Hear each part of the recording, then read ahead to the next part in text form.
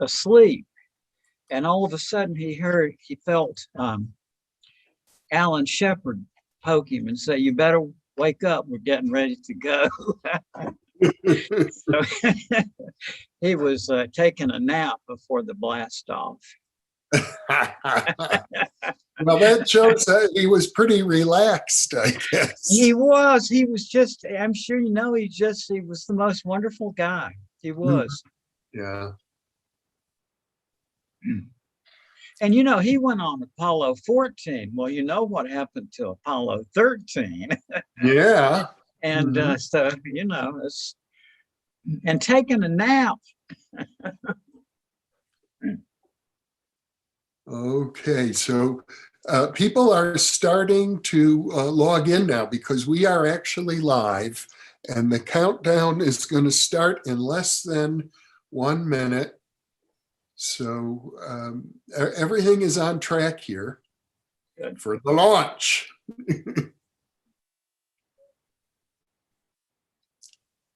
I suppose I could start the countdown a little early, but once we go live, which we've done, the notice goes out to thousands of our subscribers so that they know to log in, so that by the time we officially start at the top of the hour, we'll have lots of people with us live. Right. We'll probably have, during the course of the program, we'll be going for about 90 minutes if you have the energy. Absolutely, yeah. And we'll probably have 1,000 viewers. Wow, great. That time. And then the archive video will be available. And okay, I'm starting the countdown. There we go. Jeffrey, the first interview you and I had together, I think it was 1976. My goodness. Yeah, almost 40 something years. Yes, I've known you a long time, Raymond. Yeah. I think it was in San Francisco, if I remember correctly. It was a TV station. And I actually used the picture of you from that interview in some of your publicity. So you looked a few decades younger. We both had hair then. Yeah. It was a different era. That's right. And I do remember thinking back then in the 1970s that now everything is going to be different.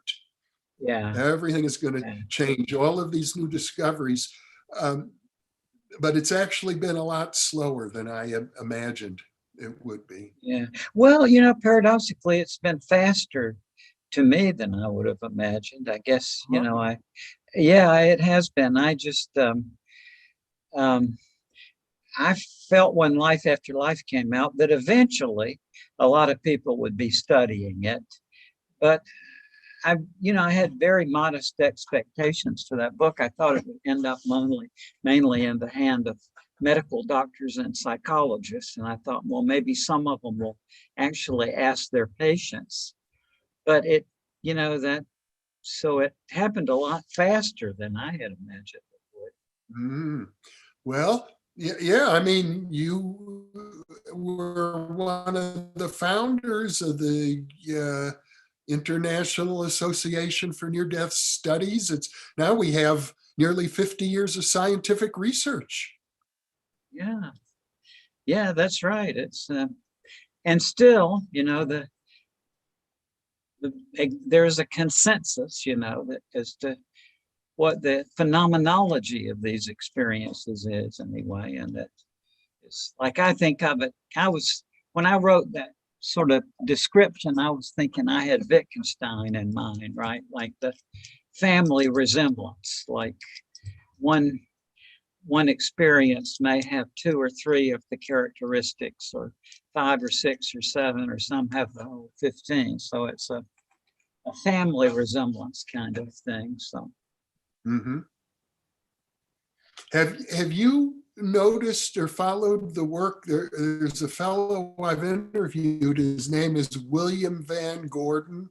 He's in Scotland, and he's published a paper that he calls the meditation induced near-death experience. No, I haven't.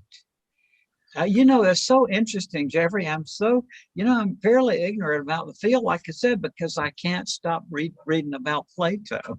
I just, I just am so fascinated by Greek philosophy that's mostly and philosophy of language. Well, you can't go wrong reading Plato. No.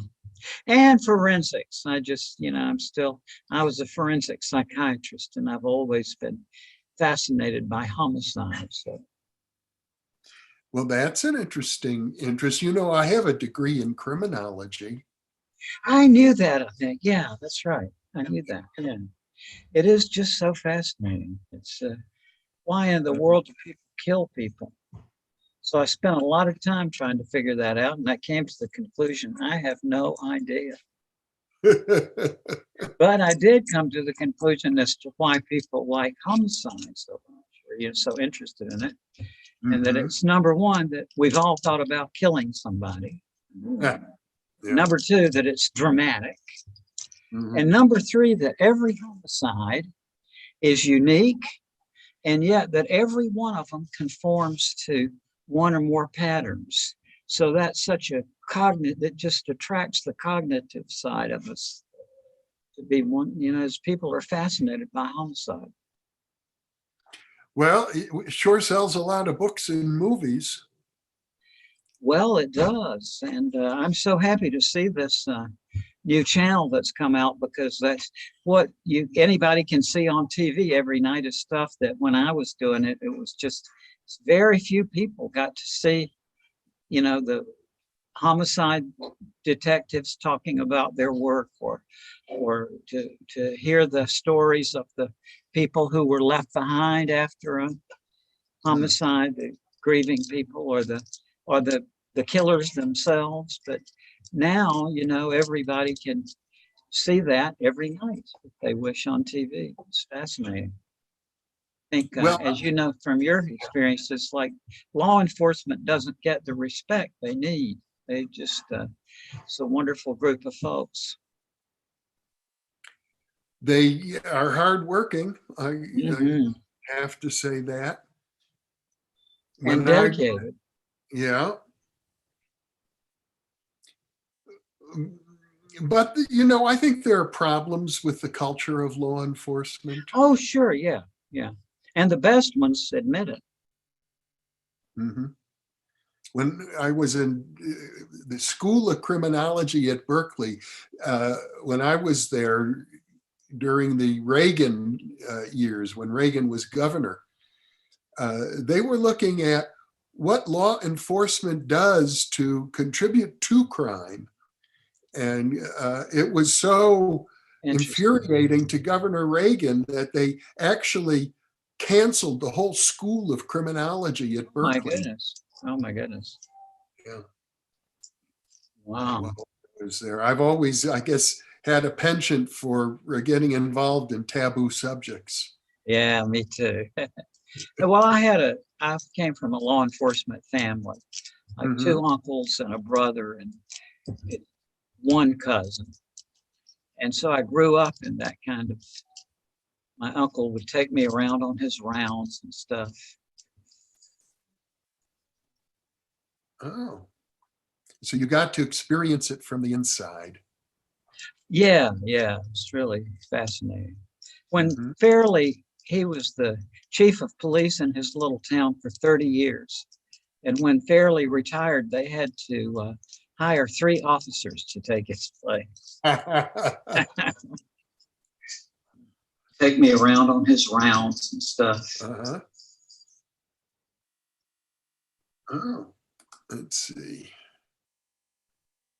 I'm just checking in here.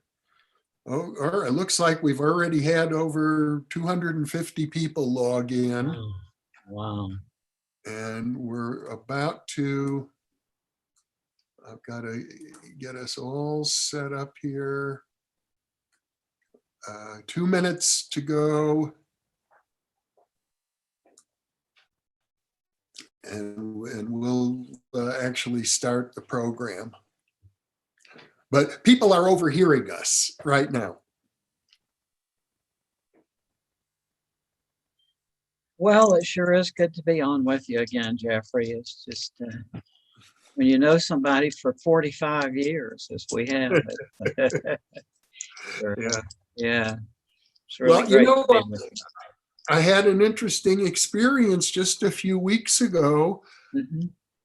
I interviewed your friend Bruce Grayson, and he was explaining to me that he was actually one of your professors when you were a medical student. Well, when I was a resident, that's right. Bruce was the director of the psychiatric ER, which I was very interested in.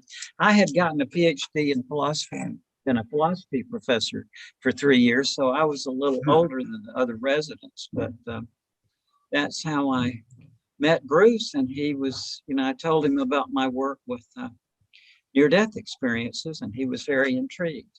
Yeah, he told me that story, and I thought it's fascinating that here you are, a philosophy professor, and you decide to go in back to school and go into medicine. That's right, because you and I have, our lives have been driven by the same factor, curiosity, right? Mm-hmm. It's like, I just want to know stuff. And I was 24 years old when I finished my PhD in philosophy, and then I taught philosophy for 3 years.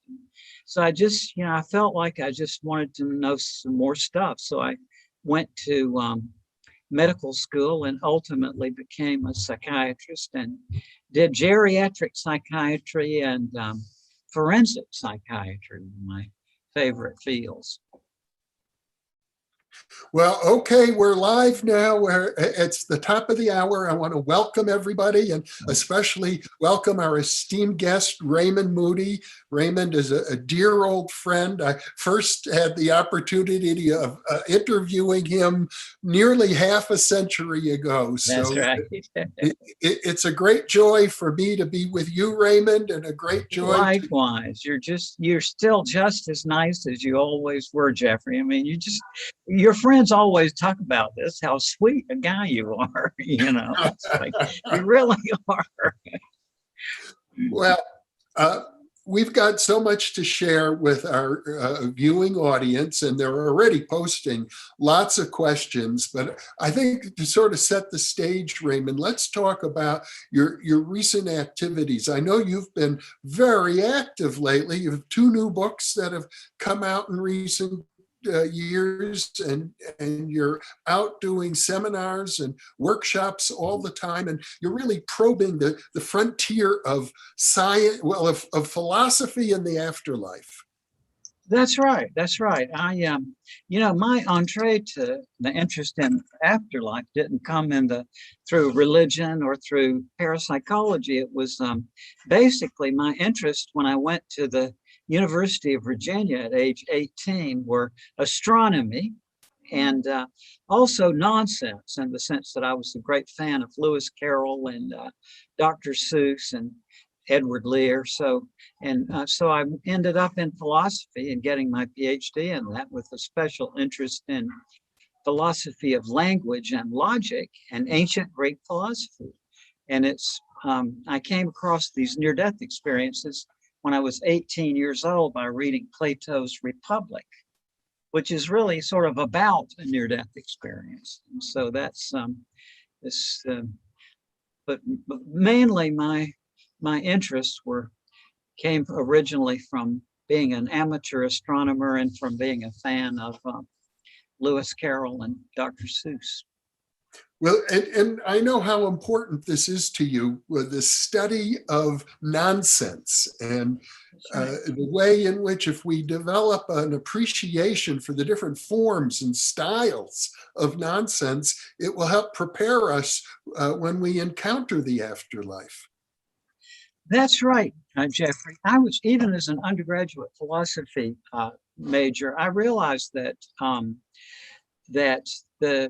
the difficulty in investigating the afterlife comes from the fact that it's unintelligible. That is, that even though when we say life after death or words like that, good warm images come to our mind and all, but once you try to think about it, there's no real concept there that you can hold on to. I mean, the whole idea of the sentence, there is life after death, being self-contradictions. But see, that never worried me because I knew, even as a kid, I realized that nonsense is its own structure. If the average person, if you think about it, if this is the level of ordinary meaningful language, most people think of nonsense as something sublinguistic, right? Like this. But actually, once you think it through, you realize that nonsense is a sort of superimposed level of language above that of the meaningful. And that's why it has so many applications in the spirituality, for example, like koans, or in the Christian tradition, glossolalia. There are a lot of examples of this, but this was my topic in my doctoral dissertation in 1969, and I've continued to think about it. And my book, Making Sense of Nonsense, was published about a year ago based on the courses I taught in universities on nonsense. And so realizing that eventually somebody who had absorbed my logic of nonsense would have a near-death experience, and then would be, because of factors I want to go into now, but it follows that under those circumstances, they would have to articulate their experience in a new format other than the travel narrative format. And it's now happened, at least once to my knowledge. And so what I anticipate is that as we already have lots of the stories of near-death experiences, which viewed through the lens of Aristotle's logic, it makes it a travel narrative, right? I got out of my body, I went through a tunnel into a light, I met my deceased relatives, I saw my life pass in review, and I returned to my body and came back to life. That's a travel narrative. But what people also say, that this experience was not in time and not in space, and that there are no words for it. But if you think about it, we know the meaning of a travel narrative because of the concepts of time and space. So it's like when Lincoln was president, he was at a formal state ceremony. Everybody was very gathered around. It's a very solemn occasion. And so his part in the ceremony called for him to mount a horse and to lead a procession away from the scene. But when Lincoln got up on the horse put its own back hoof in the stirrup, and it got caught in the stirrup. So the horse was bouncing around. Everybody was shocked and embarrassed into silence for the president, and how embarrassing, But Lincoln looked down at the horse and he said, "Well, if you're getting on, I'm getting off." And the whole audience just, collapsed into laughter. And if you think about that sentence, it's nonsense, right? Like, it's the idea that a horse could get on its own back by putting a hoof in the stirrup and climbing aboard. And yet you got to admit, it brings a very vivid image of that very movement in your mind. So, this is the key. And it's, I think it will be, it's a very hard leap for many people to make. But I say that right now in 2021, the afterlife, rational inquiry into the afterlife, is no longer a logical problem, but it's a psychological problem. And that is that people have got to make the big leap that basically that people just love nonsense. Dr. Seuss's books have sold over 600 million copies. Lewis Carroll, who knows how many millions. People love doo-wop music, at least you and I remember that, or playground rhymes, or Louis Armstrong and Ella Fitzgerald with scat singing, which was nonsense syllables and so on to transport people. But people love nonsense, but they don't like that word nonsense. So for many people, that's just too big of area to pass. But once everybody gets it, that nonsense is a legitimate realm of language that has its own rules and operates by its own laws, then we will be able to, I think, make genuine progress toward rational comprehension of the afterlife question. Well, wouldn't you say the same thing would also apply to dreams? Oh, yes, yes. You know, many dreams, when we have them, we can put them into literal account, but many dreams, you know, when you try to put them into words, it has to be nonsense. I remember as an undergraduate student of philosophy, I had a dream one night in which I was holding on to my arguments, and it was sort of putting them together in my hands. And it made sense when I was asleep, but when I woke up, I realized it's nonsense. So we get into nonsensical thinking during transitions, like people talking in their sleep, for example, often talk nonsense, or people who are dying in the last few days or weeks of life, they will lapse into nonsensical utterance. Mm-hmm. Well, Raymond, we're getting quite a few questions now from our viewers. So I'm going to share some of them with you. We've got a group of volunteers who are helping field the questions. And here's one from August Goforth. Now, August is actually a spirit medium, and he's been a guest on this program. August is a psychotherapist and a spirit medium. And he writes, I've explored the psychomantium a few times over the years. Do you still work with one? And do you have any observations and guidance about it that you would consider noteworthy for ongoing observation? And of course, for most of our viewers, we better define what the psychomantium is. Well, yes. And by the way, to the listeners, thank you so much. I mean, I'm just so happy to be with you today, and thanks for watching in. And as all of my friends know, that I am really just a complete bore, because I'm a monomaniac on the subject of ancient Greek philosophy, essentially. But when I was an undergraduate philosophy student, I found out that the origin of Western philosophy has a lot to do with these institutions they called psychomantions, or oracles of the dead, which were places where people went to actually seem to see and to converse with the apparitions of their departed loved ones. And to make a long story short, I keep up with the classical journals. And in 1988, I read a publication about a classical archaeologist who had rediscovered the most famous of the oracles of the dead, the one in the northwest corner of Greece, which is mainly mentioned in the Odyssey, book 11, where Odysseus goes to this place. But from reading the archaeological account of what they found there, I was able to figure out what they were doing and setting it up. And basically, what they did was they had an apparatus for generating an optical clear depth. And the way they did it, they took a big bronze cauldron and presumably polished the inside, fill it up with water and probably a topping of olive oil on the top. And under those circumstances, in a dark environment that was lit by torchlight, people gazing into that depth will have experiences of vivid images. This is much more vivid than the mental image that you can call up now of your mother, for example. These are actually projected into your visual space.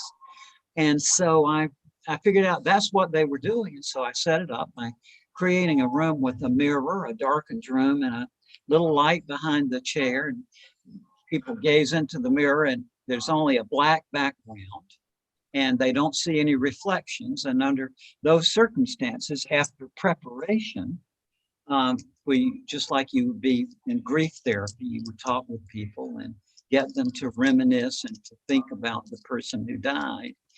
And under these circumstances, about 50% or so, or actually 60% of the people who try this for the first time will actually experience very vivid and lifelike reunions with their departed loved ones. So I did quite a bit of research on that. I don't do that anymore because I was interested in the research part of it, but in terms of practicing it as a psychotherapist, I was, that wasn't my main interest.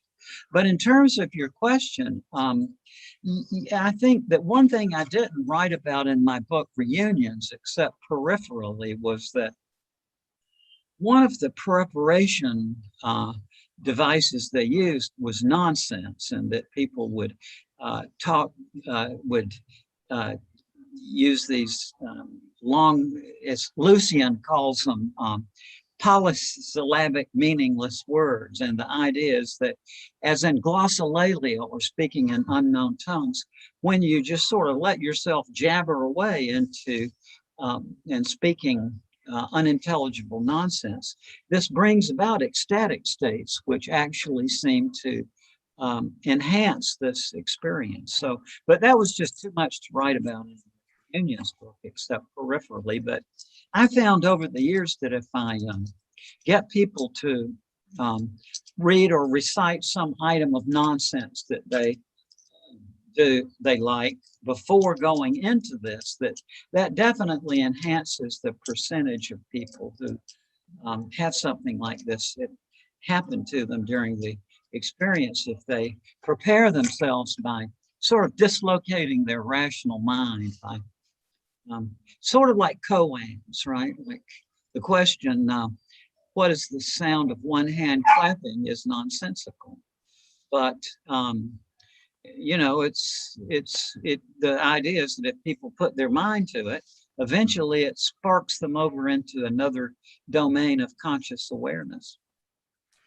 Since we're talking about the psychomantium, I know in your book, you tell this incredible story about, if I recall it rightly, you were in the psychomantium, the darkened room, but after you came out, that's right, and you're in the pure daylight in your living room, there sitting in your on the couch is your deceased aunt, and you had your grandmother. Mm-hmm. That's right. And you had a 2-hour conversation with her? Yeah, this just went on. And it's interesting, Jeffrey, this is about a quarter of the people that I took through this, that whether they did or did not have an experience when they were inside this chamber, that they subsequently had something at home. And so that happened to me. I just had a very vivid I was in a full state of waking awareness. And to this day, I'm just astonished. But, it does work. Now, what it means, I'm going to have to leave that for others to speculate. But I know that I experience this as a real event. Yeah. Well, you're very philosophical about it, Raymond. If it were me, if I had a 2-hour conversation with my deceased grandmother sitting in broad daylight in my living room and appearing as solid as another human being, at that point, I don't think I would be left with any doubts.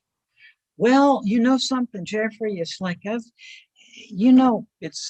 the Georges Bataille, the French scholar, said, nonsense is the end result of all sense. And what I realized that, even as a kid, I realized that whatever topic or question you address yourself, if you keep pressing it, eventually you'll just become up with something that's irresolvable. And I had that experience when I was about 7 years old, that I realized that this world doesn't make any sense. And if you commit yourself to an agenda of having to have opinions on things, it must drive people even crazier than I am. So I just kind of think that, even the question of the existence of an independent physical world, to me, I think George Berkeley was right about this, that in his Principles of Human Knowledge, that really it's impossible to conclude with certainty that there is an external physical world. I'm aware, I'm sure that I'm conscious now, but the inference I make is that, well, since there's recurrent patterns in my consciousness, there must be something out there. But I just can't make that leap. I've never been a physicalist. I love physics and I love science. I love astronomy, but I just, I think I'm stuck with, I mean, not stuck, but pleasantly. Um, I think, that making inferences is, I want to hold off as long as I can because what I'm interested in is what is. Here's a fascinating question from a viewer who is using the name Singular Understanding. On YouTube, the viewers can choose their own monikers. So Singular Understanding says, Dr. Moody, I have a deep fear of death, as many people do.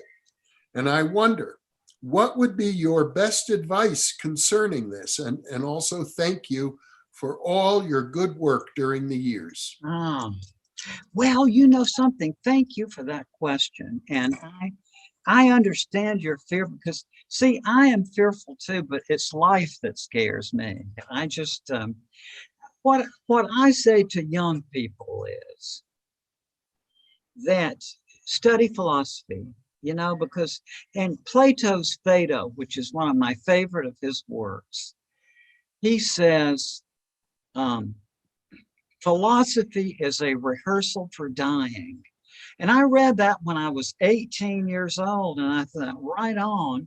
And now it's just astonishing to me at age 76 that an 18-year-old would have that thought, but I really did. And I just, just constantly think about these things. And another thing is when you're afraid of death, is to figure out what it is that you're afraid of. I mean, some people, if I ask them, they say, well, I'm afraid of the pain that they imagine might occur during the process, or they're afraid of separation from their loved ones, or they're afraid of just annihilation, or afraid of the unknown, or but that's the first step, I think, is to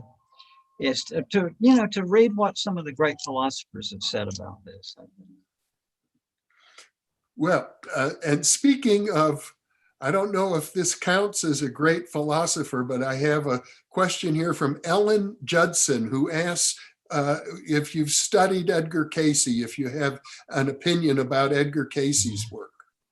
Well, I'd have to. I've known the people at the ARE in Virginia Beach who are wonderful people, but I haven't really studied Edgar Cayce, to the extent that I could really make I just don't know. But I'm very.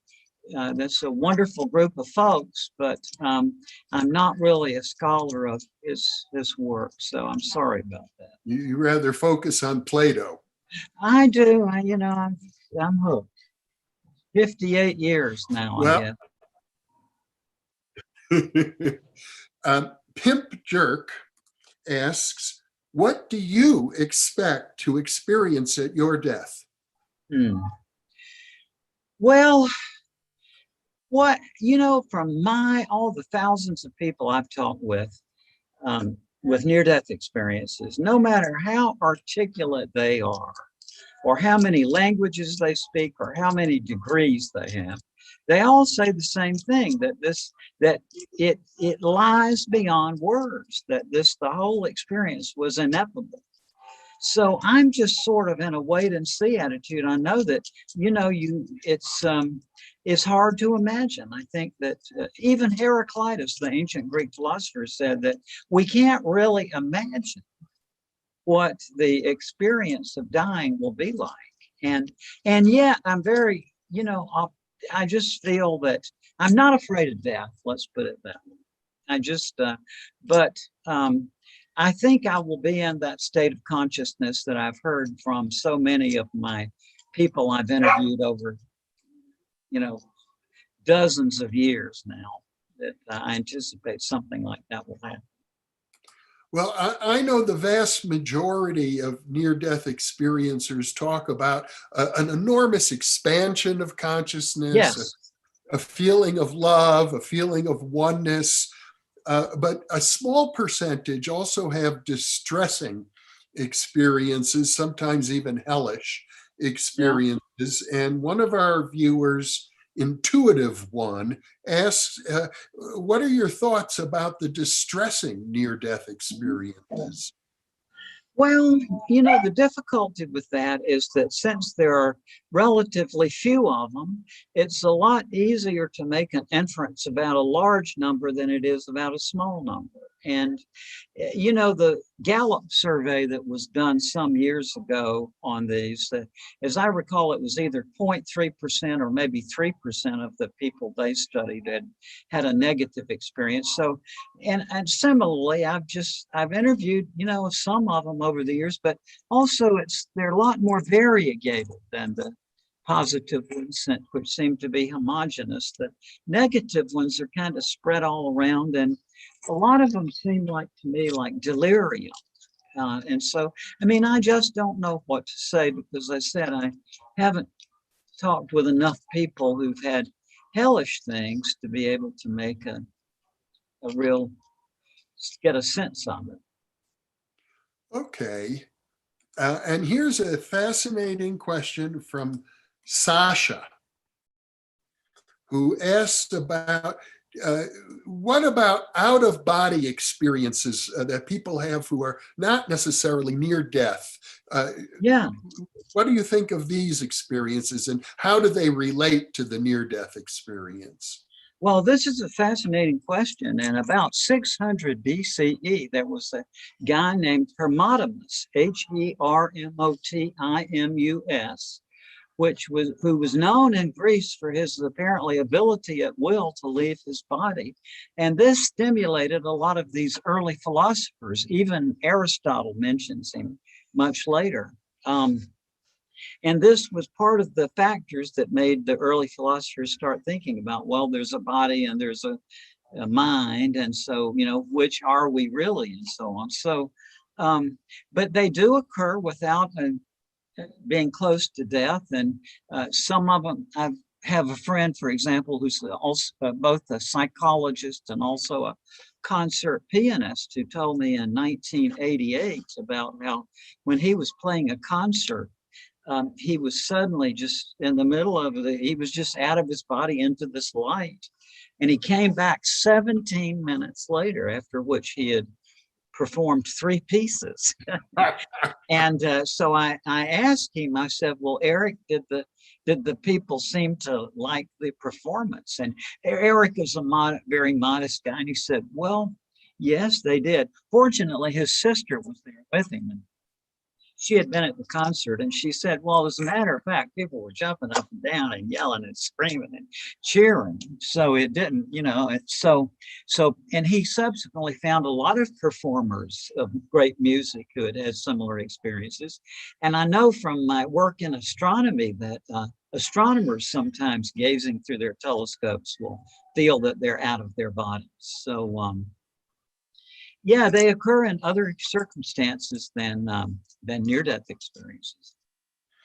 And you've also written about in your book Glimpses the shared death experience, which that would be like an out-of-body experience, wouldn't it?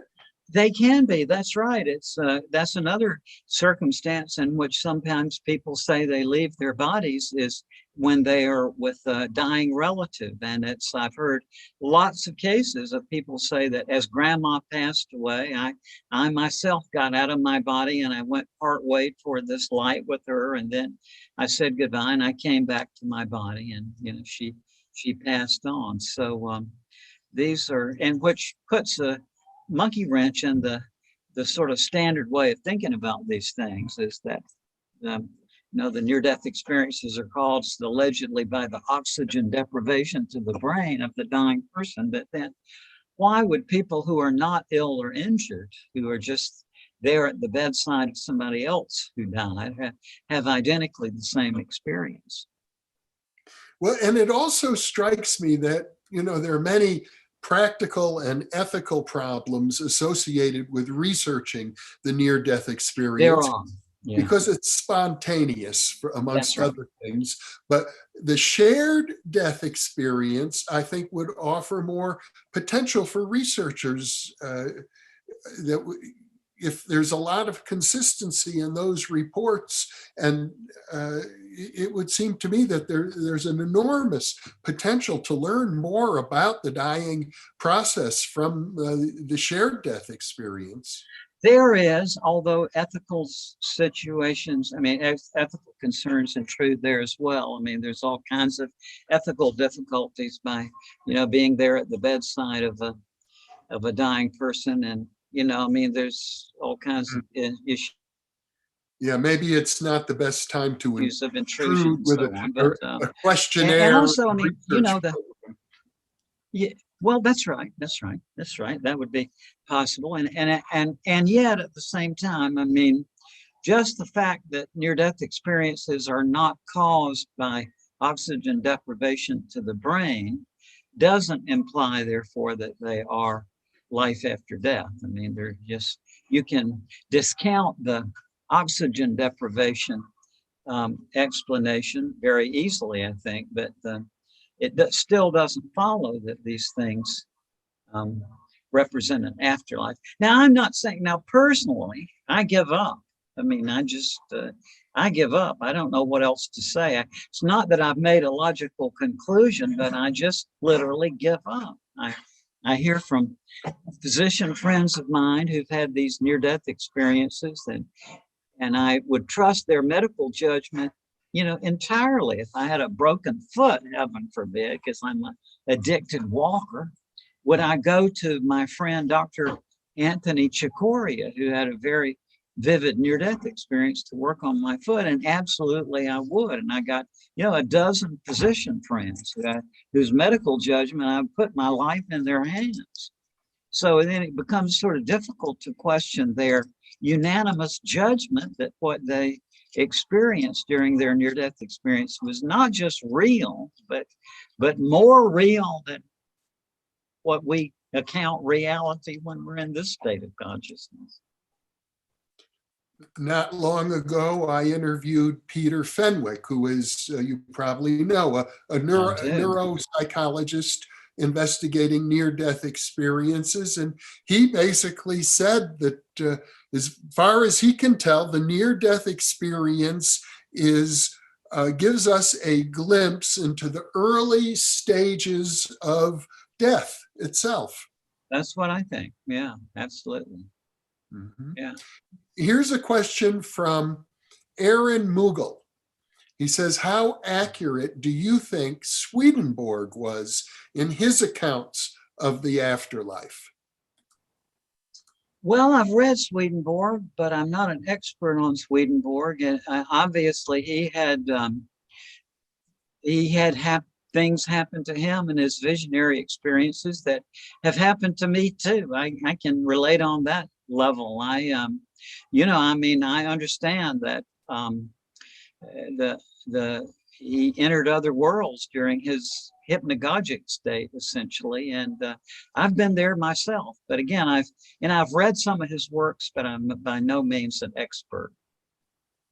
Raymond, I wonder if, given that you have had these very powerful visionary experiences yourself, if that's not one of the reasons that you're so cautious in interpreting them. I think so. I think that's right, Jeffrey. I mean, one of the things about our field, Jeffrey, that's so annoying to me is that it's divided between the so-called believers and the so-called skeptics. And the trouble is that people who use that, when somebody says, I'm a skeptic about near-death experiences, I think it's just the chemistry of the brain. To me, as a professor of Greek philosophy, that shows that they don't have any idea what they're talking about. Because, let me explain. Aristotle codified the logic that you and I are using as we're having this conversation, okay? So, and that was a long process, the development of logic. It took a couple of 100 years for that phase to be reached. Now, about 30 years after the death of Aristotle, along came Pyrrho, Pyrrho. And Pyrrho was the founder of the skeptical movement. And at this period of time, there wasn't a distinction between, as we have now, between the intellectual quest and the spiritual quest. And so the skeptical movement, well, this was Pyrrho's insight. He said, well, let's think of logic as a apparatus for generating conclusions, right? From premises to conclusion. And so Pyrrho said, well, we know logic, but what would happen if we go through the process, we ask every question, we really bear down, but in the end, and this is what skeptical philosophy means, is you don't draw a conclusion, right? Well, the reason they did this was, number one, as I know for myself from practicing it, it really does expand your mind. And number two, if you think about it as geometrically, if everybody else is rushing in this direction to get to the conclusion, but your procedure is to avoid a conclusion, that opens up your peripheral vision, right? You see side pathways to inquiry. And so that's what being a skeptic is. Now, when somebody tells me, oh, I'm a skeptic about near-death experiences, I think it's just the chemistry of the brain. What I unpack that in my mind saying is this person is telling me, well, I'm a person who doesn't draw conclusions, and my conclusion is such and such. Well, to me, that's just being an ignoramus. I'm sorry. And, you know, if you're going to characterize yourself as a skeptic, you better know what that means. Sextus Empiricus, who was later on one of the skeptical writers, he was a medical doctor, and I think Sextus was right. And he said that belief is a kind of disease. As a doctor, that's, you know, what he reached. And I think it is. It's like people who say they believe this or believe that. I mean, that's a very complicated issue. And a lot of religion is people focus on somebody's internal belief, but that's not going to go anywhere. And what we really need to do is to go through a really intense process of not drawing a conclusion. And that's where I am. I mean, like I said, I give up personally. I just don't know what else to say, except to my utter astonishment. I just don't know what to say, except there's an afterlife. But that's not the process. That's not a logical process. It's just that I give up. Mm. And so it's not a conclusion, but the people who call themselves skeptics now should know what they really are. And that really it's humanism is that particular, not the humanism from the Renaissance, but rather the modern idea of humanism is that basically it's scientism, which is the idea that the only rational means of establishing the truth and securing knowledge is the scientific method. And you know, they just love the word science. And so it's the humanists is that group. And it's like I said, they're ideologues to me. I mean, it's just rather comical. And I'm not trying to be hostile here. I mean, I look at life with a humorous perspective. And if I see somebody just saying, oh, I'm a skeptic, I'm a skeptic, I'm a skeptic, and it's almost as a religion without any sort of reflective process into looking into the history of what a skeptic is. I mean, to me, that's just kind of comical. It's like somebody in a dreamlike state. But these are my friends. I mean, Paul Kurtz, who was the founder of that organization, was a wonderful man. He was my dear friend. So this is not anything personal. And a lot of them are just entertainers anyway. They're just, they join up with this group, and it's kind of a very adolescent mentality, if you ask me. It's, you know, I've been to their meetings, and it's like very adolescent kind of kind of thing. And again, not criticizing, because in a way I admire them for being stuck in the adolescent phase.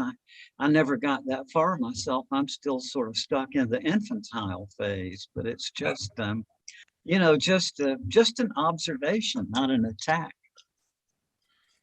I've got a very interesting question here from Regina Pendleton. And I think she's referring to the notion that some people have of the afterlife, which is whatever you choose it to be, that's what it becomes. And so she's asking you, where would you consciously choose to dwell in life if you were able to create a home within your own consciousness? You know, that's a very interesting question, and I would have to reflect on that a lot. But the first thought that comes to me is this, that, you know, one of the big questions of Western philosophy has been the question of personal identity. What is it that constitutes one's unique personal identity, right? Well, that big problem got started. Going back to Hermotimus, the out-of-body traveler, about 600 BCE. You know, that was what it got the ball rolling with this. And once we get up to the time of Plato, what Plato said was that our personal identity resides in our immaterial soul, which is immortal, and that the body is just a kind of thing almost illusory and constant changing and so on. And that was pretty much, I guess you could be put to the stake in medieval Europe for contravening the idea of a mortal soul. But, you know, once things loosened up a little bit, Hobbes, in the 1500s, Thomas Hobbes made the observation that the whole notion of an immaterial substance is kind of, he said, it's really kind of nonsense if you think about it. So that stimulated different lines of thinking. And then Locke, who was one of the, you know, intellectual forces behind our own Constitution, got to thinking about it. And his idea was that we are constituted by our memories, right? And then in the next 100 years or so, along came the great skeptic, David Hume, who said, well, you know, as for me, he said, when I look inside myself and I see what is most intimately me, he said, I don't find any substrate or anything. It's always just a matter of the passing impressions, right? So, and that's what a lot of modern day psychology kind of thinks, you know, that the notion of the self is an illusion. But I'll tell you where I am on it. And that is before I went into forensic psychiatry, I did a year of geriatric psychiatry and had a chance during that year to talk with very distinguished and reflective old people who were there mostly because they were lonely, I think, or going through a situational stress. And so during that year, I heard repeatedly people say, you know, Raymond, the older I get, the more I develop the uncanny impression when I look back at my life that it has been a kind of movie or drama or play. They would use different words. Then I heard Joseph Campbell say that same thing on one of his interviews. And I've heard this from a lot of old people. It's just that the older you get, you develop this, looking backwards, you see your life as a kind of script. And so that's where I think our personal identity is. It's your personal identity is your story, right? Yeah, sometimes I think maybe the reason why David Hume in his essay on the afterlife said that he thought that the only sort of viewpoint about life after death that he thought that the philosophical person could entertain would be reincarnation. And that might have been because, you know, Hume himself was a historian, so he realized the importance of narrative in human life. But life consciousness itself is directed as a narrative, right? Whenever anything new occurs to you, what do? You weave it into your life story. That's how your consciousness operates. There's something in cinematography, Kludikoff or something, I don't remember the name, but it's cinematographers have as one of their principles that if you present any two random images in sequence to people, what the mind immediately starts to do is to construct a narrative between the two images. And that's just how consciousness operates. Well, so what I've sort of come to is that this life I'm in is a story, right? And that apparently I'm going to, you know, when I die, I'll go through some incomprehensible process. And as I gather from my own kids who told me when they were kids that this is how it works, without any, prompting from us. Cheryl and I don't talk about life after death, right? We talk about the phone bill, what's on at the movies, and the kids' homework. And my kids found out several years ago about life after life from looking me up on the internet. But both of them have, just in astonishing ways, when they were very little, narrated past life memories that I can't deny. That I mean, these are long stories, but again, I'm just astonished. So I think life is story, and that you go through one story, and then you go through an incomprehensible process, and then you come back on another one. And now at this point, I'm listening to all the logical people out there in your mind, and so a logical person would recognize this as one of the fallacies, logical fallacies that Aristotle describes in his book on the fallacies. And this particular one, you see, would be its metaphor. It's like a misuse of metaphor, that what you'd say, well, what Raymond Moody is doing is that he's taking one aspect of human culture, namely the theater, and he's projecting that out as a model for the whole, and that would be a logical fallacy. And I understand that objection, but what I say is no, it happened the other way around. I think that the reason why we have theater is that old people develop this insight as they get old, that when they look back at their life, that it's meant a story. And like this, the history of the theater shows this. It's like basically, in ancient Athens, they had this harvest festival every year where there was a chorus who would sing these old stories and so on. And during one of these performances, for reasons unknown, a guy named Thespis stepped forward from the chorus and spoke his own lines, and it created a sensation.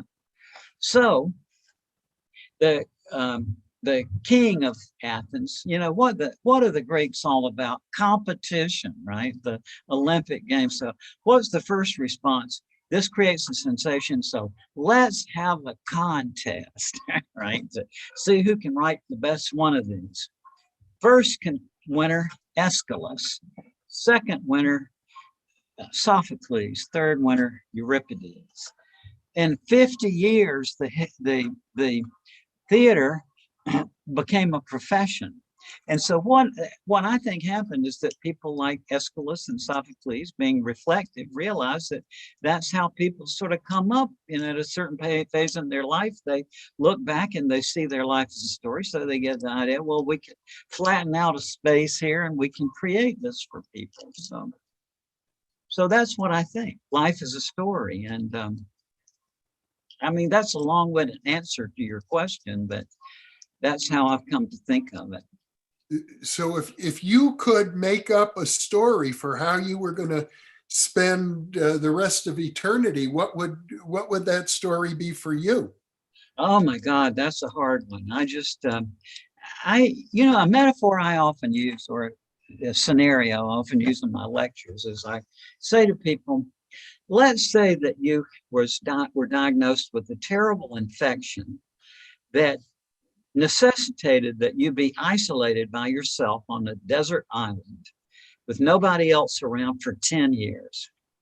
And they could send you out there on a cargo plane. And on the cargo plane, there was enough room for all the food and water and medicine you're going to need for 10 years. But there was a little extra space in the cargo hold where they could have a DVD player and, let's say, 5,000 DVDs.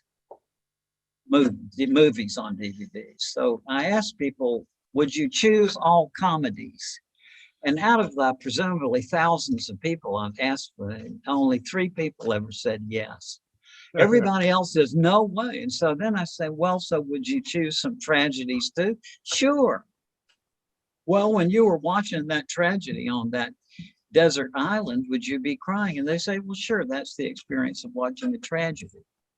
So what I'm talking about here is that this is I can easily imagine that in some other dimension of being from which I came into this place, Plato himself describes, like he says, you look down at this flat surface and they're showing you all these different patterns of lives. He says, not lives, he says, the different patterns of life that you can choose.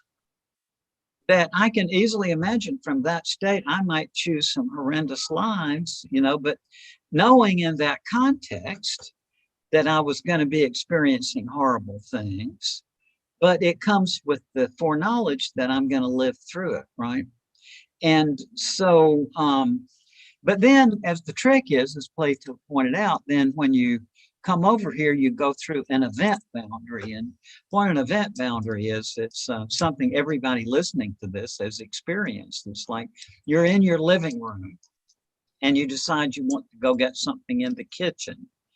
So as soon as you walk into the kitchen, you forget what you came in there for, right? That's how I think it's set up. And so I mean, what I'm talking about is I can easily imagine choosing a horrible thing, knowing in advance that I was going to get through it alive just for educational purposes. But that doesn't mean that when it was going on, I would still be fighting and screaming and kicking and saying, no way, and wanting to get out of it. It's kind of like my daughters, like a few years ago, we were up at the amusement park and we stood there in line for an hour for her to get on the roller coaster. Well, I don't like roller coasters myself, but I was thinking about all those people lining up for an hour, knowing full well that when they were upside down at going 90 miles an hour, they wouldn't want to be there, right?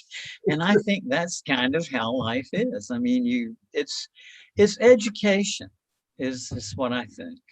And that's what I've come to. And of course, I may be wrong, but that's definitely the sense that I have, that from the storytelling way, I would say that I wouldn't want to choose any one thing that would be permanent, right? I would want to have live through all kinds of stories, which raises the additional question, well, what's the commonality, or what's that basis of the person who would be the subject of all the stories? Well, I give up. I don't know. Okay, to change pace a little bit, I have a question from Joe Snyder, who asks, what would you say is the most important spiritual practice you have found in your life? Well, thank you for that. And it's Joe? No. Yes. Joe, thank you for that, Joe. And I, something, I guess my thought immediately goes to the fact that I don't really distinguish between the intellectual and the spiritual path. To me, it's just like it was for Plato or Aristotle. It's one and the same. And so what I would say is that I have, to me, the most satisfying part of my life in terms of, basic interest has been the pursuit of knowledge. And that's been I had 2 doctoral degrees, get this, before I was 31. I got a PhD in philosophy at age 24. And then I was a philosophy professor for 3 years. Then I went to medical school. And before I was 31, I had 2 doctoral degrees. And the reason I'm saying that is not to pat myself on the back, but rather to say that anybody my age listening to this will realize that there was something terribly wrong with somebody who would have 2 doctoral degrees by the age of 31. And there was, I spent my life with my nose in a book. And at the same time, I think the pursuit of knowledge to me has been like a spiritual practice. And at the same time, trying to become a more loving person. My basic values are just selfishly focused on my children and grandson and my family, right? That's why I'm here. I'm at 76. I'm ready to go myself, but I've got 2 grown sons and they're on their own, and my grandson is with his parents, but I got 2 who are still at home. And it makes you really nicely focused to realize that's why you're here. But, and my wife too, of course, but, it comes with the marriage that the focus of both me and Cheryl is on those kids.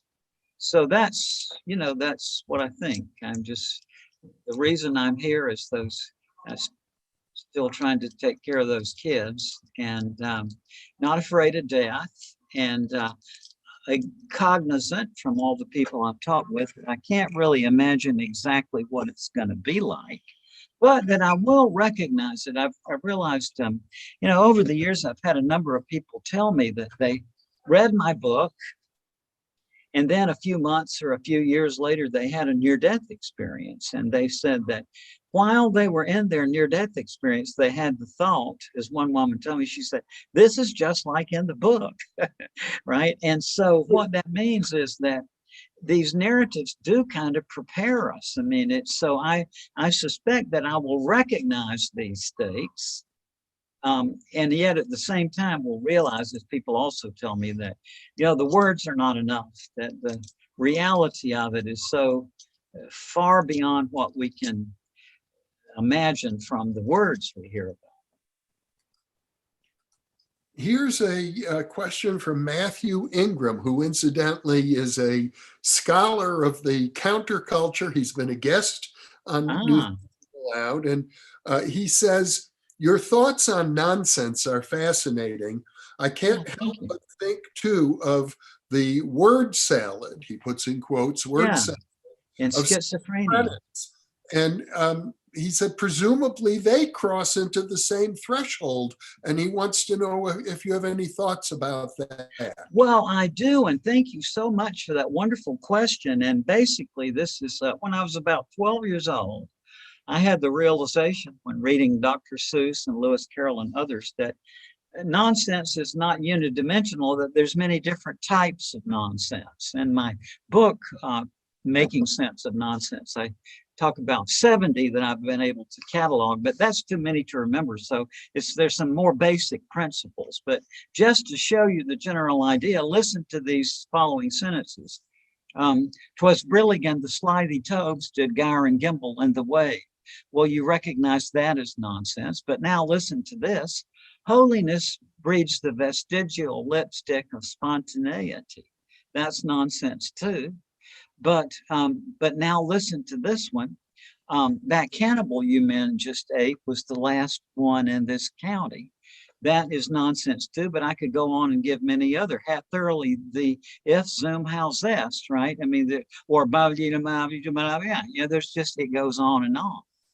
And so I had sort of figured this out when I was a kid, but when I went to medical school, and I'd written about this when I was in my philosophy training, about the different types of nonsense. So when I went to medical school, I started realizing that when you're on the wards, with all these people who are ill, that the ill people talk nonsense too. For example, people who are delirious talk nonsense, or people who are under severe stress, even if they're not injured, but they're in a course of an automobile accident and so on. Even the people that come into the ER with the injured patient, but the people who bring them in are not themselves ill or injured, but they're talking nonsense anyway, just from the stress. Or people who are intoxicated with mercury, for example, will talk nonsense. Or schizophrenics, as you were talking about, were unable to put their thoughts together into coherent words, or use neologisms that are made up. And what I realized was that when people talk nonsense involuntarily because of an illness, the types of nonsense are identically the same types that Dr. Seuss and Lewis Carroll and others created deliberately. So what I realized is that nonsense is nonsense, whether it's involuntary or deliberate, which, to me was a sort of major realization in 1974. But,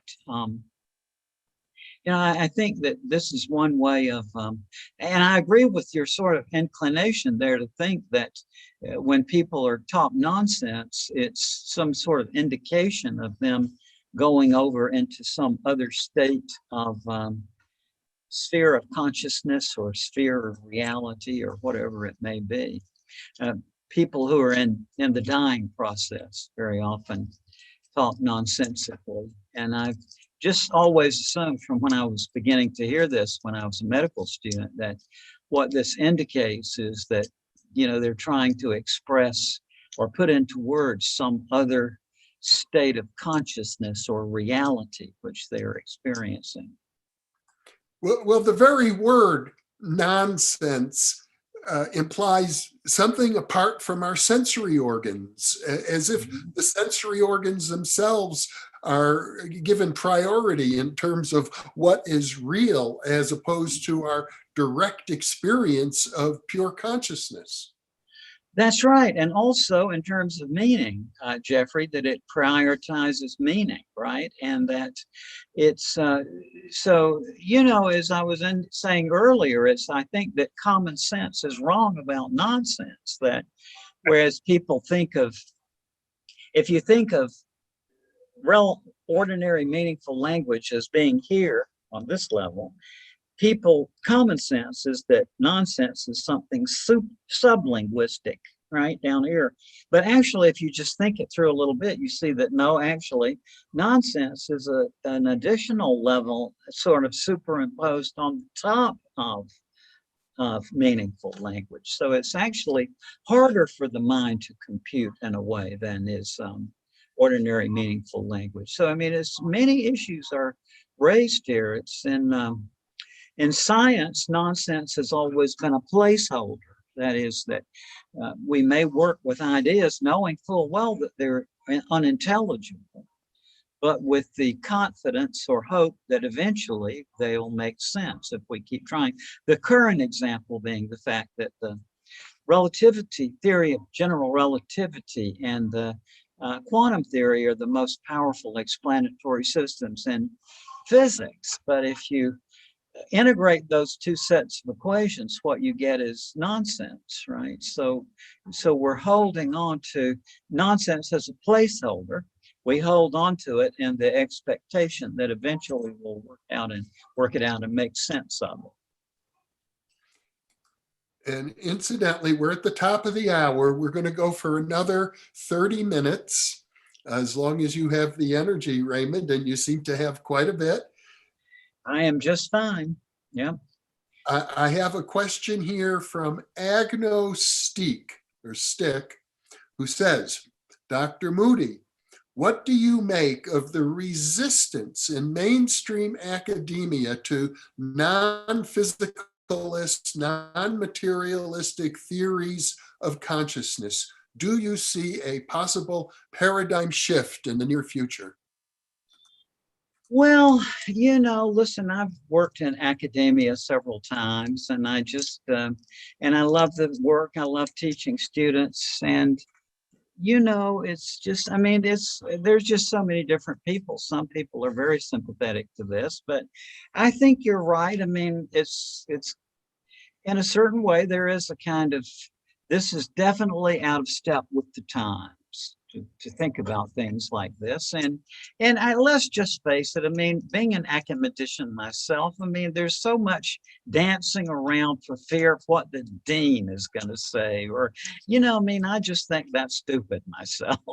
I'm sorry, but that's more a comment on social life in general than on the academic world in particular. But I don't care that there's that there's so much resistance. I mean, to me, I want to know what is. I'm just driven by curiosity, and academicians who are, for whatever reason, embarrassed by thinking about near-death experiences, I can't imagine how they get out of the paradox that the founder of the academic world, being Plato, who created the university system, was fascinated by these near-death experiences. And I mean, it's just part of human nature that people who are on the verge of death and revived come back with these astonishing stories that do have patterns. And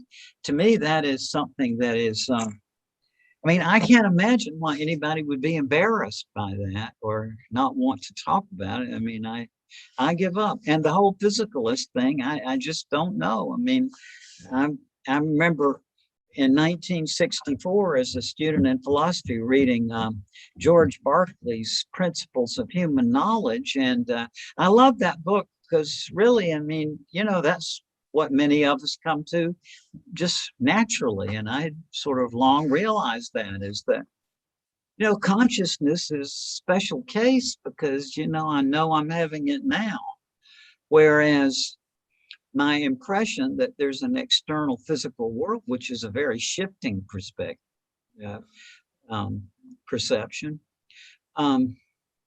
that's a matter of inference. And most people infer from the fact that there are recurrent patterns in their consciousness that therefore that there's an external physical world. But I'm just sorry, for whatever reason, I'm unable to make that inference myself. Okay. I get it. Yeah. Many people, Raymond, are asking the question. They want to know about psychedelics and near-death experience. One person said he had a near-death experience while on psychedelics. And that's interesting. People are asking about DMT and whether you've tried psychedelics. So what is your opinion on psychedelics? Well, I don't know the answer, but what I can say is I've talked with lots of people who had experiences with psychedelics and who also had near-death experiences. Now, I'm fascinated by the case that you mentioned of a person who had a near-death experience while having psychedelics, and I would like to hear more about that. And at the same time, what I hear from a lot of people who've had experiences under psychedelics is that they say, yeah, when I talk about my experience on psychedelics, I have to use some of the same words and terminology as when I talk about my near-death experience. But there was a qualitative difference in the two experiences. And they say, whereas the near-death experience had the quality of being more real than real, as people often say, that they were just two different experiences, but are similar, that you have to use similar words to describe them. But, that's just based on hearing from people, and I don't know the answer to the real question you raised there. Okay.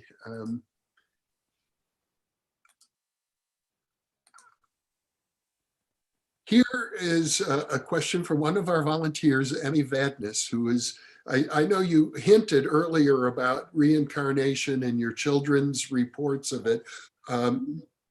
She'd like to know, have you ever recalled past lives? And do you have any opinions or thoughts about all the research on reincarnation? Well, I did do some past life regressions with a friend of mine who took me through it. And what I would say is that it didn't make me conclude that there's reincarnation, but it did make me conclude that what the sort of standard line about these things was wrong. Because I'd always heard that, number one, that it's only very histrionic people and that everybody's always either Napoleon or Cleopatra, and that's just not true. What I was impressed with in the past life regressions that I had was that, number one, how it was, I know about mental images very well. I can visualize things and all. But this was very different. This was like hyper photographic reality. It seemed like far more real than a photograph.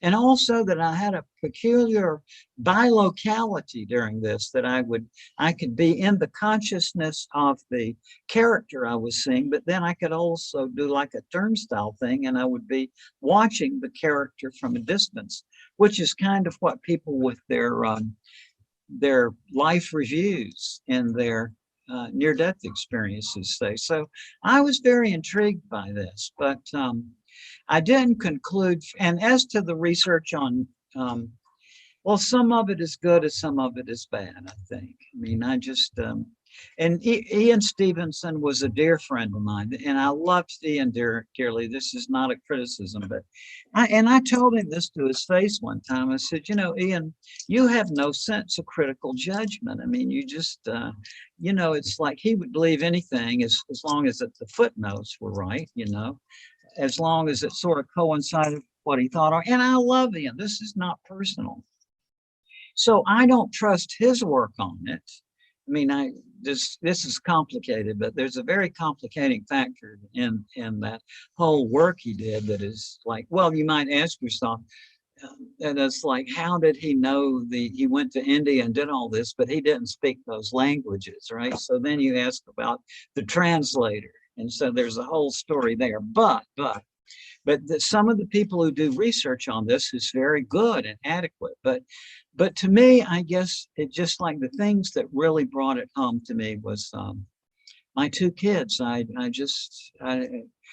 Both of them put me into a state that I just left me speechless, and by what they said, because both of them recorded what they mentioned things that I knew from my things that happened to me before they were born was real. And so, what can I say? Yeah. Well, that's must be a very powerful experience that your children are telling you about events that occurred before they were born. Well, yeah, there's two. Both of them are very interesting, but let me just give one. I have this wonderful in 1981 or 82, Jeffrey. Living in Charlottesville, I was sitting on the back porch. It was the spring of 81 or 82. I was sitting on the back porch of my house in my porch swing. And at that time, I had two wonderful sons. And they were, Sam was, I guess, 8 or so at that time, and Avery was 11. And my wife had difficulty with the previous pregnancy, right? So, but I'd always wanted a daughter, right? So this one night, and we had sort of decided that since my wife had difficulties with the previous pregnancy, it's probably not wise for her to get pregnant again. And always wanting a daughter. Sitting in the swing that night, I had this very vivid daydream. I mean, it was a daydream, but I didn't send it up as a prayer, but it was like very, very heartfelt and touching. And I thought, what a wonderful thing it would be to adopt a Native American daughter. But I didn't put any energy into it further. It just it was a thought, but it affected me very deeply. Okay, so now to make a long story short, flash forward to 1996, and I was giving a lecture in New Mexico, and it was one of these places where I was sitting in the audience, and the previous speaker was at the podium, and the previous speaker finished his lecture just before mine, and then it was question time. And so it was one of the setups where they put the microphone in the middle aisle and the people to ask questions come up and form a line. Well, sitting there, my wife sitting on my left, and to my right was sitting this Native American woman.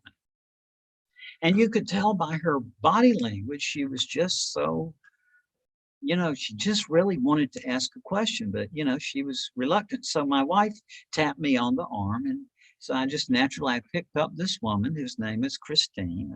I met her and escorted her to the microphone so she could ask her question. Okay, that was 1996. Okay, now a year later, 2 years later, in 1998, Cheryl and I adopted our son Carter, who's is Mexican American by heritage. We adopted him at birth.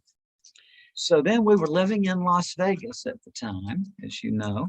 And so one day, Carter was about 2, and out of nowhere, the phone rang. And so it was Christine, and I remember exactly, she's very cheerful voice. She said, "Oh, how are you doing?" And I said, "Oh, we're doing great. We've adopted a baby." And Christine said the following words, "Oh, I wish so much I had known you were looking. Because," she said, "on the reservation, I work in the hospital, and I am the first person to know when we have a situation where we need adoptive parents. So I said, by all means, please, well, anyway, to make a long story short, maybe a couple of months later, Christine called back, your daughter is on her way. Okay. So that was the advent of Carol Ann, who again, we adopted her at birth. And Carol Ann, from the very beginning, she loved to go on long walks with me. So when she was 9 years old, we were on our regular route, and there was an old wooden bridge about a mile from our house. And she would love to sit on that wooden bridge and talk.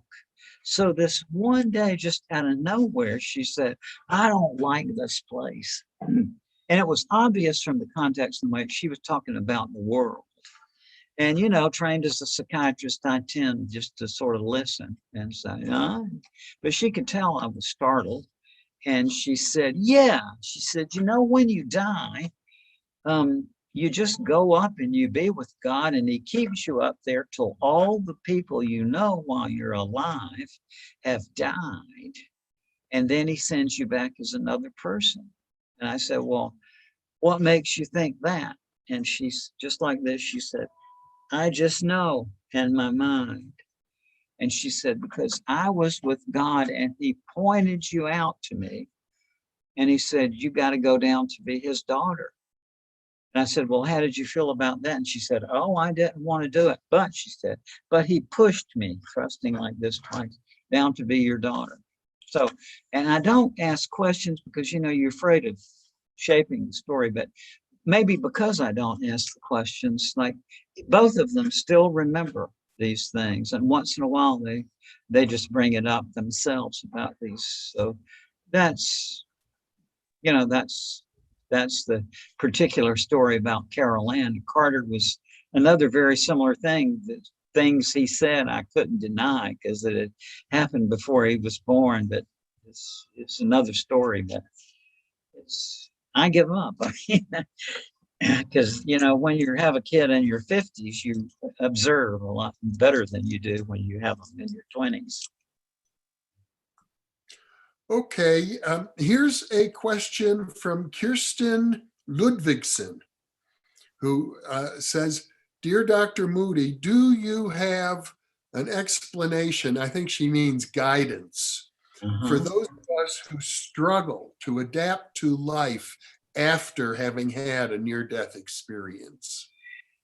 Yeah, I know about this problem. I've heard about this. Even George Ritchie, the first living person I heard about this from, and heard George's experience in 1965. And I just hear this constantly, that it's like once you're over there, the way George would put it, he said that it's like nostalgia. You always kind of want to go back, to that place, and you kind of miss it. And I understand that. And Plato, by the way, talked about this in connection more with his description of the oracle of the dead and the allegory of the cave. He pointed out that somebody who was transported up to the higher world and has to go back down is bound to sort of have a re-entry syndrome, kind of. And what I would say is just keep on watching the story, right? It's like, as you probably know from your own near-death experience, it's like at the end of this, it's kind of like you get a flashback, right? You see and it makes more sense. And in the meantime, and even those of us who've not had a near-death experience, life is so difficult. I mean, I realized when I was about 6 or 7 years ago now, when I'd finally gotten to the point where I just give up on these stories I was hearing from people. I mean, when the doctors I know who say that they empathically co-lived the near-death experience of their patients and stuff, this is at a certain point, I'm speechless. And so, in the sort of coming through all this, I was a great fan of Elie Wiesel, who was, for those of you who don't know him, he was a Nobel Prize winner of literature in the 60s. But Mr. Wiesel had survived Auschwitz, and he was a very warm and heartfelt and wise man. And I'd read some of his books. And so this one morning I woke up and I heard Elie Wiesel's voice. I mean, I don't think of this as anything supernatural. It was my own mind, and it was recreating something I'd heard him had read about in one of his books. And the line that from Elie Wiesel that came to me was, "God made man because he loves stories." And I think that's right. You know, I mean, God is watching every little detail, and not only of your own life story, but it's watching how they all sort of flow together. Incidentally, I mean, folks, I'm embarrassed by this because it just makes me uncomfortable. I don't want to be thought of as selling books, but I published a new book with Amazon just a few weeks ago called God is Bigger Than the Bible.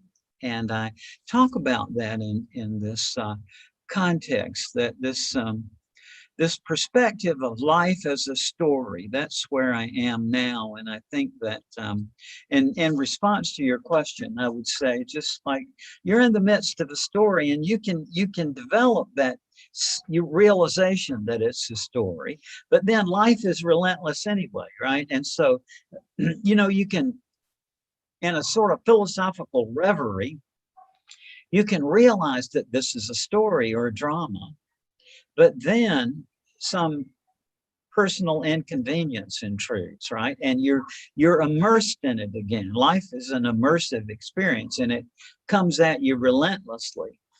But what I would say is, it's a lot of people who've had near-death experiences as a result of suicide attempts, for example, said to me a lot, maybe a couple of dozen over the years, have made the same remark. They say that as soon as they, you know, the suicide attempt, which obviously didn't succeed, but that as soon as they realized that they were in a health crisis because of it, they said that what thought said that came to these specific people I'm thinking of is that as they were trying to describe this, they said it's like suicide is kind of like walking out of the movie in the middle, that you're always kind of left with that nagging sense, you know, what happened and all. And so that's what I would say. It's an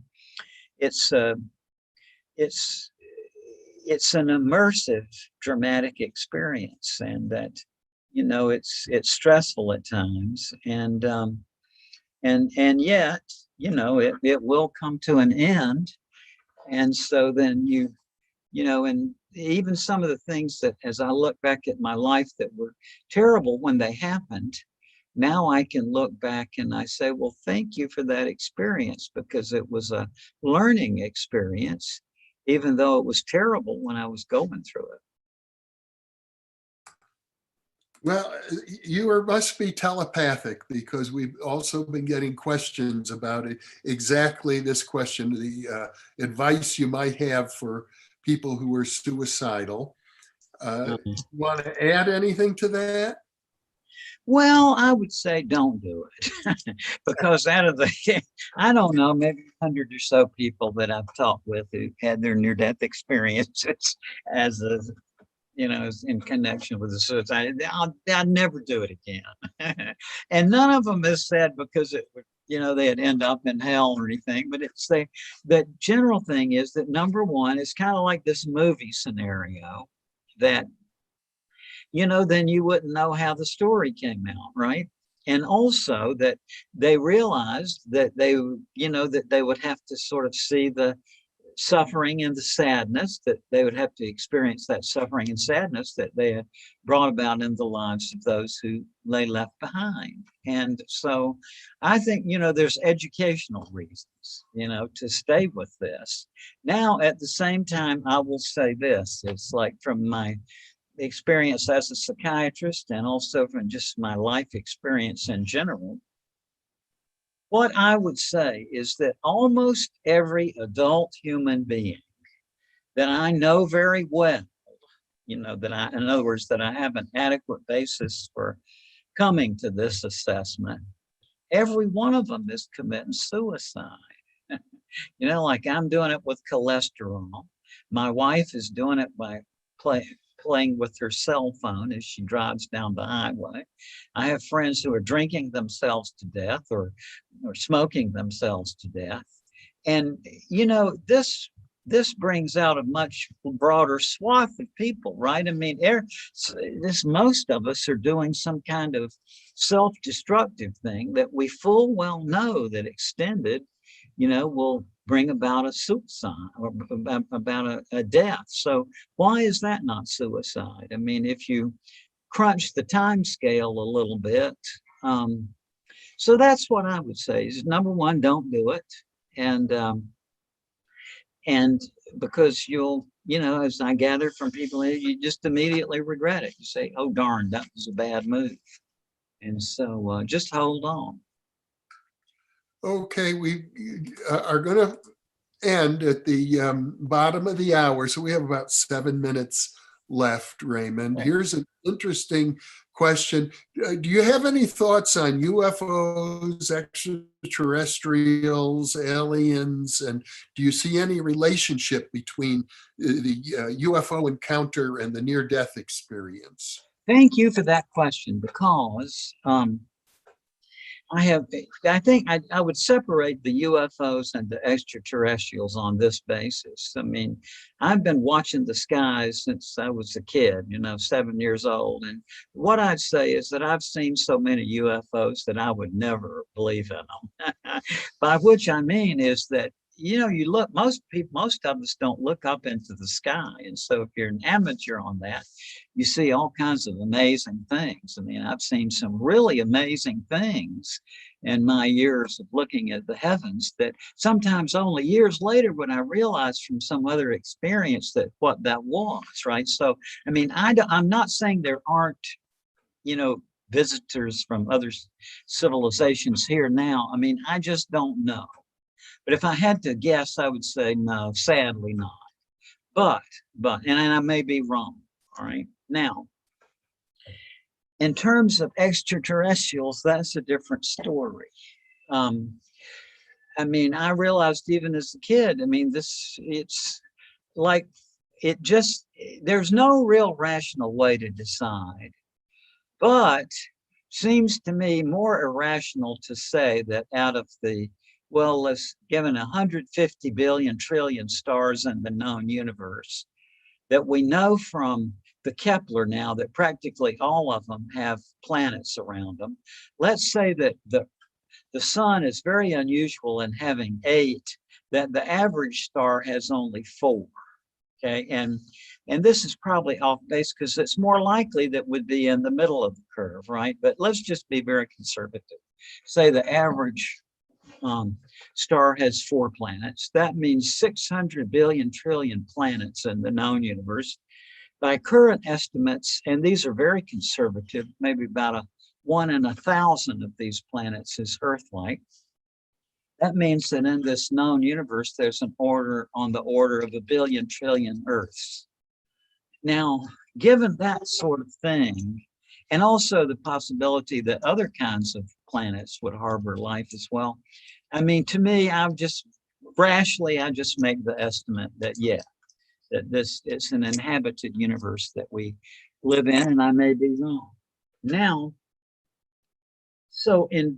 and I'm fascinated by that. And I mean, and it raises just such an enormous amount of fascinating questions. And so, if I had to guess, I'd say, I had to place a bet on it.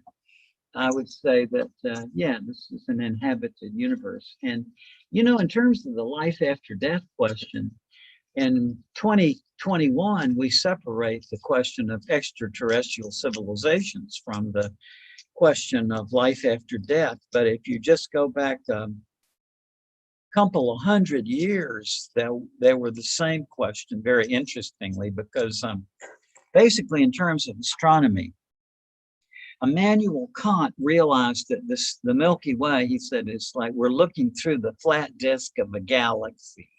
of our galaxy, right? And so then at that time there were these smudges that, you know, they couldn't, the telescopes didn't have good enough resolution to make out what they were with these smudges, and Kant correctly guessed that these were other galaxies.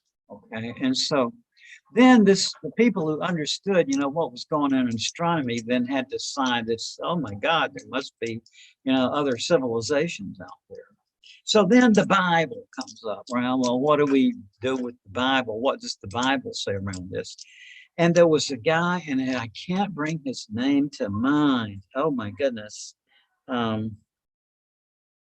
Early 19th century, a guy named, and I'm sorry, the name, but he was informed about astronomy, but also in England, he was a, you know, had studied religion and so on. And his solution was that these other planets that had to be out there were the abode of our deceased relatives and friends, which sounds ridiculous to us today, but that was what the educated public, these books of his created a sensation on both sides of the Atlantic.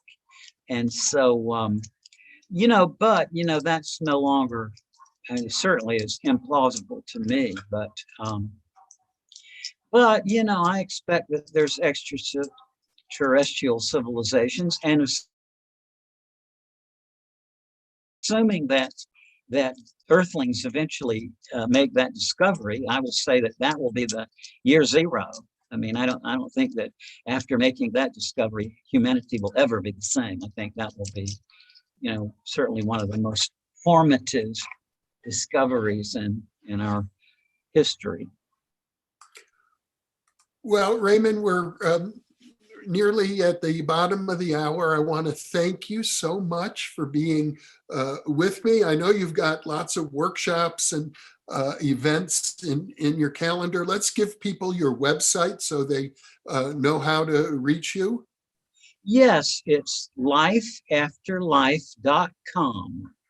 And I think it's www.lifeafterlife.com. And love to hear from you. And so just thank you so much for listening in. And thank you, Jeffrey, for having me on your program.